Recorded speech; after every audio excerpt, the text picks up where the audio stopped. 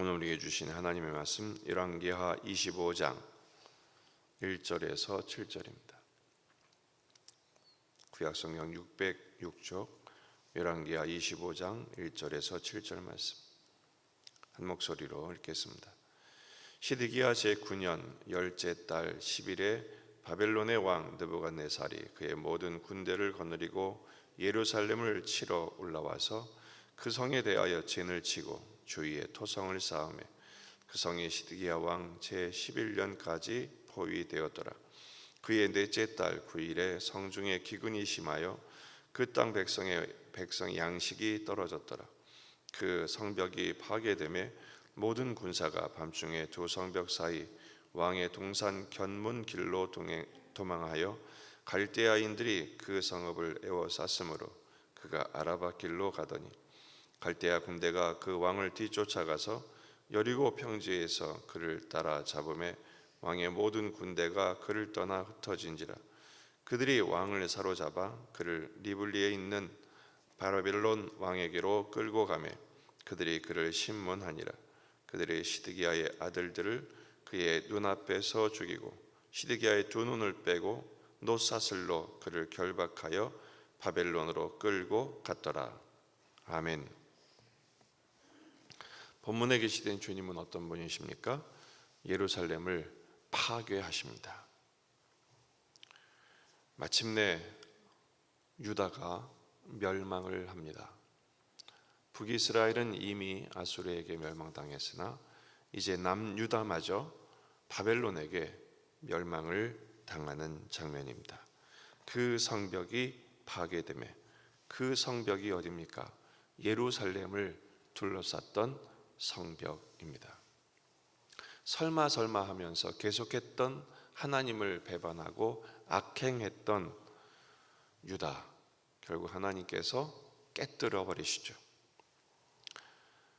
유다가 멸망했던 이유는 군사력이 약해서도 아닙니다. 외교적으로 고립되어서도 아닙니다. 그 원인은 하나님의 말씀을 멸시했기 때문입니다. 역대하 36장 15절 16절 말씀을 보면 그 조상들의 하나님 여호와께서 그의 백성과 그 거하시는 곳을 아끼사 부지런히 그의 사신들을 그 백성에게 보내어 이르셨으나 그의 백성이 하나님의 사신들을 비웃고 그의 말씀을 멸시하며 그의 선지자를 욕하여 여호와의 진노를 그의 백성에게 미치게 하여 회복할 수 없게 하셨다라고 해석하고 있습니다. 하나님의 사신들을 비웃습니다. 그 말씀을 멸시합니다. 선지자들을 욕합니다. 이게 바로 유다가 멸망한 원인입니다. 실제로 마지막 왕 시드기야에게 예레미야 선지자는 계속해서 말했습니다.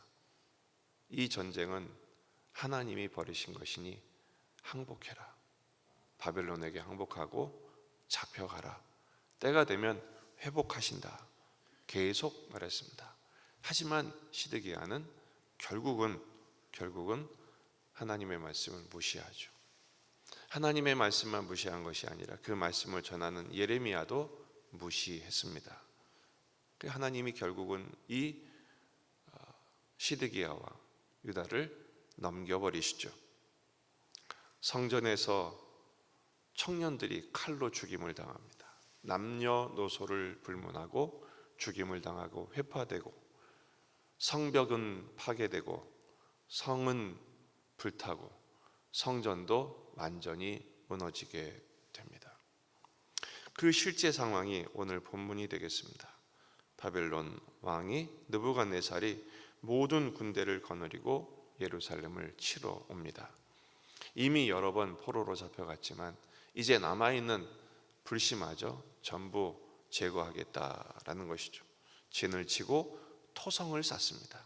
원래 예루살렘 성벽은 그렇게 쉽게 무너지는 것이 아닙니다. 왜냐하면 지형상 산 위에 있기 때문에 천연 요새죠. 난공불락의 곳입니다. 그러니까 토성을 쌓습니다. 그래서 고립을 시키죠. 1년 6개월, 18개월 이상 고립이 되니 먹을 것도 떨어지고 완전히 성읍은 피폐하게 됩니다.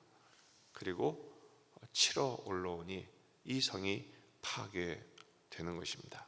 모든 군사들이 다 도망가고 추격전을 벌이니까 이제는 흩어지게 됩니다. 시드기야도 도망가다가 잡힙니다.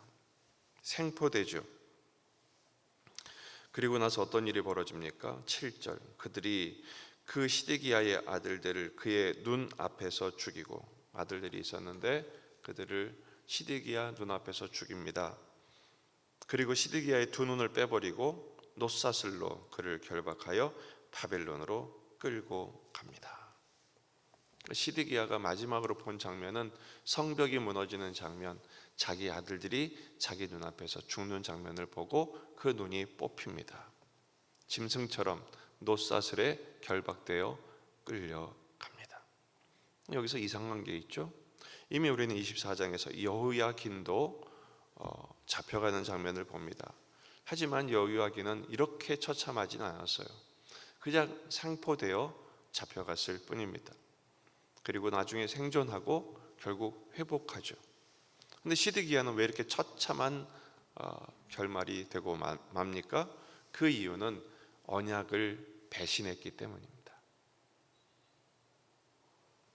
바벨론과 언약을 했던 유다는 끝까지 바벨론을 따라가야 했어요. 그게 하나님의 섭리였고 하나님의 뜻입니다.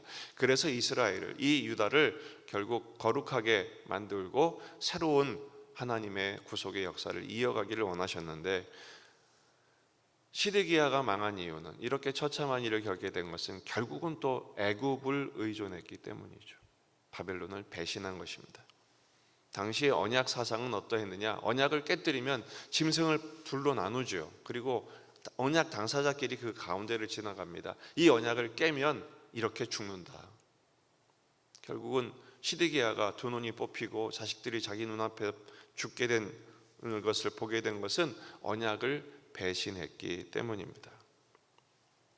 성벽이 파괴된 것은 하나님과의 언약을 깨뜨렸기 때문이고, 자신이 눈이 뽑히고 아들이 죽고 그 처참한 꼴을 보게 된 것은 바벨론과의 언약을 배신했기 때문입니다.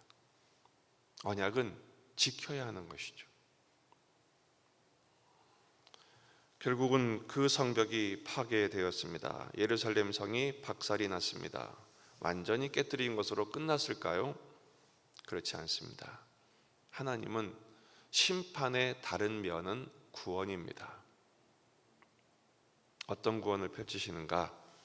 육적인 예루살렘 성벽을 깨뜨리심과 동시에 이제는 하나님께서 당신이 성벽이 되어 주실 것을 약속하십니다. 새로운 하나님의 나라, 하나님의 성곽을 소개하시죠. 스가랴 2장 4절에서 5절입니다.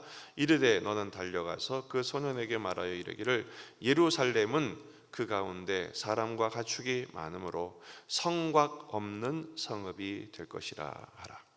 여호와의 말씀에 내가 불로 둘러싼 성곽이 되며 그 가운데서 영광이 되리라. 육적인 안전지대를 박살내시고 깨뜨리시고 하나님의 불성곽이 되어주시겠다는 약속을 하십니다. 이 말씀을 통해서 우리가 깨닫게 되는 것은 무엇입니까? 내가 의지했던, 육체적으로 의지했던 모든 성곽 의미 없다는 것입니다. 세상에 안전지대는 없습니다. 시드기야는 그 견고했던 성벽 의지하다가 하나님 배신하고 바벨론 배신해서 결국 그렇게 멸망하고 말았습니다. 우리가 그 꼴을 다시 당할 수는 없지 않겠습니까? 그것들을 내려놓으십시오. 내가 의지했던, 내가 지금 원통이 하는 것도 결국 내가 의지했던 것을 잃은 것에 대한 결과잖아요. 그것조차 내려놓으십시다. 그리고 하나님이 나의 불성곽 되어주심을 확신하시기를 바랍니다. 예수님만 나의 피난처십니다. 예수님만 의지하고 지금 당장 눈에 보이는 성곽이 없다고 불안해하지 마시고, 그것 때문에 염려하지 마시고, 아무것도 염려하지 말고 오직 모든 일에 기도와 간구로 감사함으로 하나님께 간구하며 주님 앞에 나아갈 때 세상이 줄 수 없는 하나님의 평강이 우리 마음과 생각을 지키실 줄로 믿습니다. 지키시는 하나님, 그 하나님을 소망하고 의지하며 오늘 하루의 삶도 담대하게 승리하게 되시기를 주의 이름으로 축원합니다. 기도하시겠습니다. 말씀을 붙들고 우리 자신과 가정과 교회와 이 지역의 복음화, 민족의 복음화, 세계 복음화를 위해서 기도하십시다. 지진과 전쟁으로 재난을 당한 백성들을 위해서도 기도하시고 우리 환우들 그리고 군에 아들들 이제 봄이 다가오고 있습니다. 모든 일이 회복되어야 하는데 모든 일이 더 경색되고 있는 우리 현실 기도로 말씀으로 감당할 수 있도록 기도하시다가 돌아가시겠습니다. 다 같이 기도하겠습니다.